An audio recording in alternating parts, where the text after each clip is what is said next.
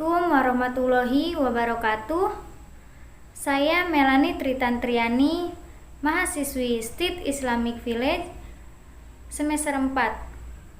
Di sini saya akan membuat video tentang praktek mengajar dengan memenuhi tugas UAS mata kuliah Perencanaan Sistem Pengajaran PAI yang diampuh oleh dosen Hajah Latifatul Hasanah MA MHSE.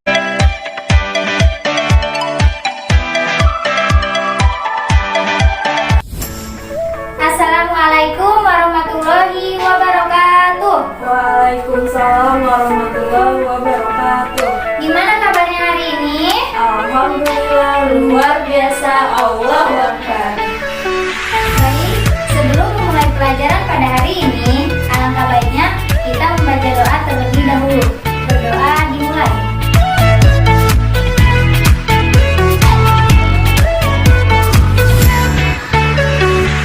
Berdoa selesai. Sebelumnya, Ibu akan mengabsen terlebih dahulu.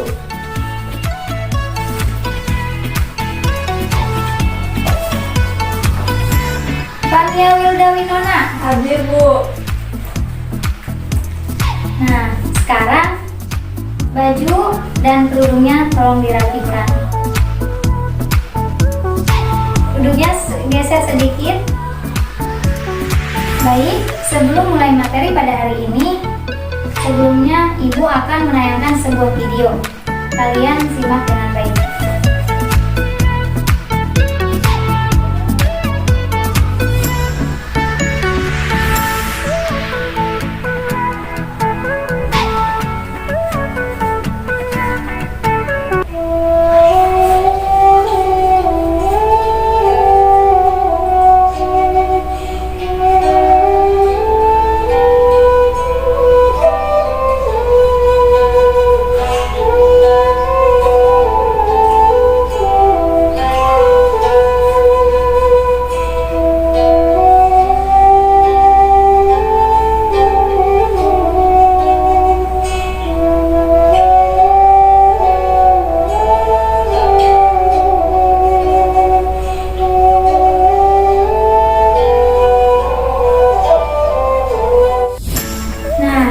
Yang tadi saya tayangkan, apa yang kalian dapat dari video tersebut?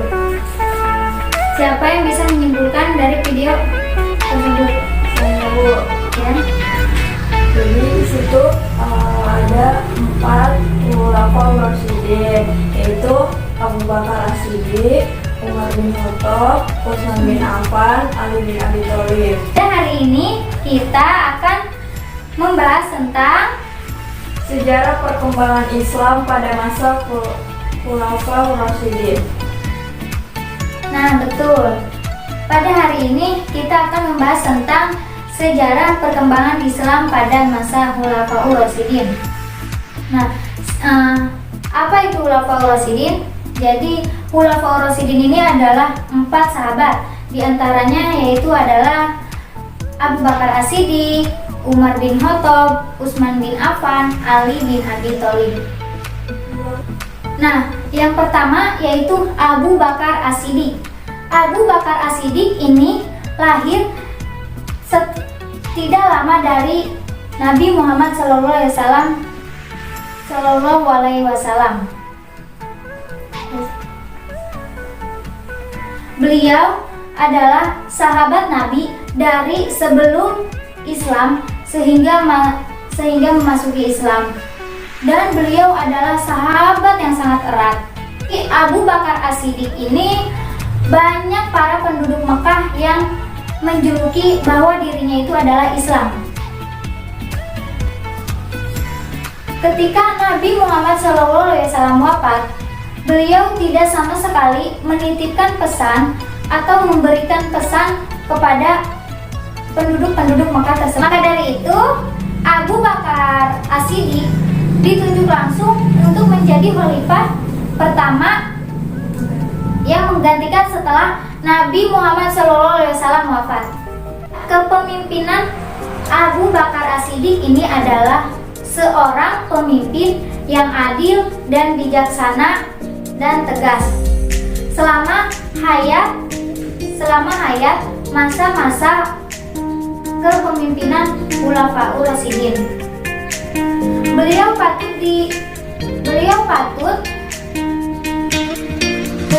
diteladani karena kesederhanaan beliau. Beliau itu adalah tidak mementingkan saudara atau sanak dan keluarga, melainkan beliau mementingkan rakyat atau demokrasi yang akan mengambil keputusan. Karakter Abu Bakar As-Siddiq ini adalah beliau seorang pemimpin yang tegas dan lembut. Nah, yang selanjutnya yaitu Umar bin Khattab. Umar bin Khattab ini adalah orang Quraisy, keturunan Quraisy dari suku Bani Ad. Sebelum Khalifah Abu Bakar As-Siddiq wafat, beliau telah memilih atau menunjuk Umar dengan meminta pendapat dari para tokoh-tokoh dan kalangan para sahabatnya. Beliau memimpin selama 10 tahun 6 bulan sampai 23 Hijriah sampai 644 Masehi. Selama pemerintahan Umar bin Khattab ini, beliau memanfaatkan untuk menyebarluaskan ajaran-ajaran Islam ke kalangan-kalangan Mekah yang luas ini. Beliau wafat pada tahun 644 Masehi. Sebelum beliau wafat, beliau memilih Dewan Presidium proses pengangkatan Umar bin Khattab ini ketika Abu Bakar As-Siddiq sakit.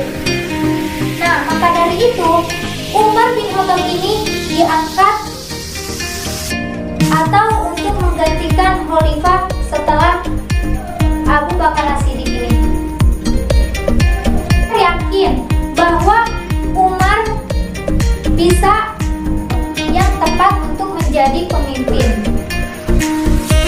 Nah, selanjutnya yaitu bagaimana karakteristik Umar bin Khattab ini. Karakteristik Umar bin Khattab ini selama kepemimpinan Umar bin Khattab ini, beliau adalah pemimpin yang mempunyai karakteristik yang lembut dan tegas. Selanjutnya yaitu Utsman bin Affan. Beliau diangkat menjadi khalifah pada usia 70 tahun sampai 82 tahun. Nah, selama masa pemerintahan Utsman bin Affan ini banyak kemajuan. Utsman bin Affan ini memerintah paling lama dari sahabat-sahabat yang lain, yaitu 12 tahun. Selama pemerintahan Utsman bin Affan,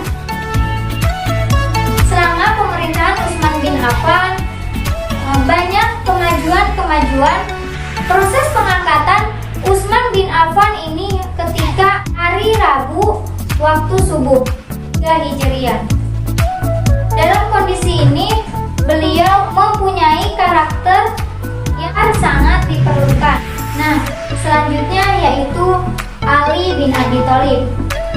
Khalifah Ali bin Abi Thalib ini adalah keempat khalifah yang orang yang cerdas, alim, dan taat beragama. Beliau juga sepupu Nabi Muhammad SAW. Ali sejak kecil tinggal bersama Nabi Muhammad SAW dan beliau diasuh oleh Nabi Muhammad SAW. Nah, ketika Ali berumur 10 tahun, secara langsung dia adalah yang ketiga memeluk Islam. Dan yang pertama dari golongan anak-anak. Di bawah asuhan Rasulullah SAW, pemuda yang cerdas, pemberani, dan juga mempunyai ketegasan Khalifah Ali bin Abi Thalib dalam membela kebenaran. Dengan membela kebenaran ini, beliau mirip dengan Umar bin Khattab. Baik, setelah selesai penjelasan yang Ibu sampaikan, selanjutnya yaitu sesi tanya jawab. Baik, ada yang ingin bertanya? Bu, saya mau bertanya, Ya, silakan. bagaimana proses pemilihan Abu Bakar sebagai khalifah?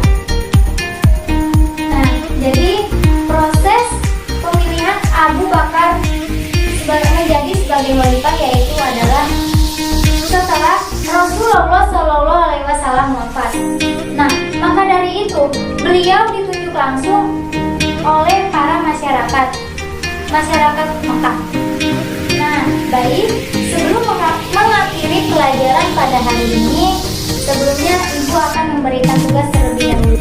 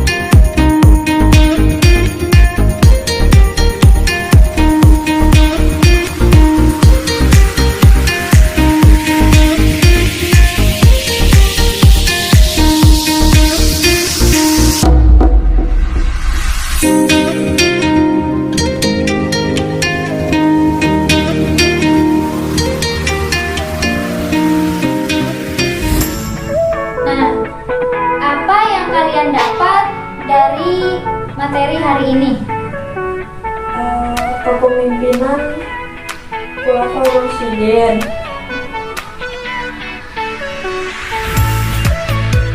Nah, selanjutnya yaitu kesimpulan dari materi pada hari ini. Kesimpulannya yaitu, siapa yang bisa menyimpulkan? Silakan, Fania. Kesimpulannya adalah kita bisa meneladani contoh sikap-sikap dari Khulafaur Rasyidin.